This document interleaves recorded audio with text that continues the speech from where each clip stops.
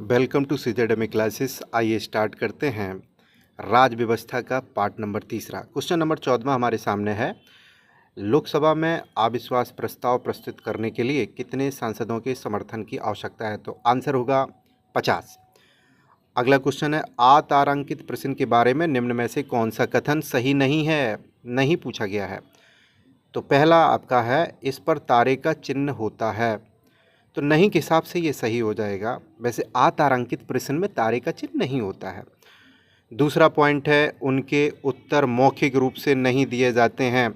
नहीं के हिसाब से ये भी सही हो जाएगा, यानी कि ऑप्शन 1 और 2 दोनों सही हो गए यहाँ पे। तीसरा पॉइंट है, इस तरह के प्रश्नों के उत्तर के बाद पूरक प्रश्न नहीं होते हैं। नहीं के हिसाब से ये गलत हो जाएगा। अगला है, इन पर तारे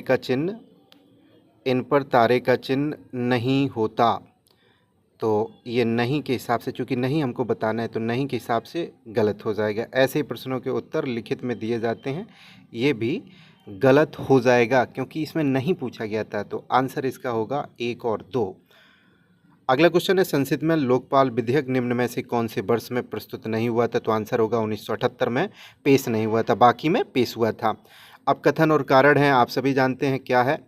ए और आर दोनों सही है, आर ए की सही व्याख्या करता है, और बी पार्ट है, ए और आर दोनों सही है पर आर ए की व्याख्या नहीं करता है। इसी आधार पर क्वेश्चन नंबर 17 को हम लोग पढ़ लेते हैं। भारत में उच्चतम न्यायालय तथा उच्च न्यायालयों का अधिकार क्षेत्र एक समान है?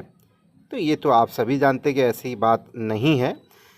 कारण इसका है, उच्चतम न्यायालय तथा उच्च न्यायालय दोनों ही बंदी प्रत्यक्षीकरण, परमादेश, निषेध, उत्प्रेषण लेख और अधिकार परीक्षा की रिटें जारी कर सकते हैं। बिल्कुल सही बात है। तो इसका मतलब ये हुआ कि इस हिसाब से आंसर हमको लगाना है, ए गलत है, आर सही है। इस हिसाब से ये आंसर हो जाएगा इसका।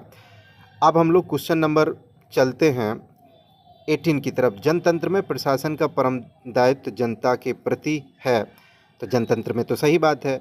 कारण क्या है? जनतांत्रिक सरकार लोकगत प्रभुसत्ता पर आधारित होती है। बिल्कुल सही बात है, जनता के हित से ही जुड़ी है, इसलिए इसका आंसर ए पार्ट होगा। ए और आर दोनों सही हैं, आर ए की सही व्याख्या करता है।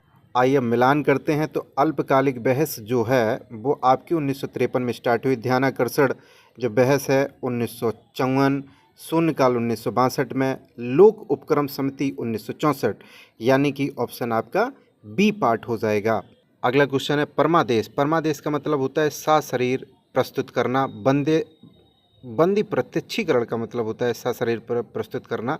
परमादेश का मतलब है हम आदेश देते हैं, हमारा आदेश है। अधिकार परीक्षा किसी आज्ञा पत्र या अधिकार से है।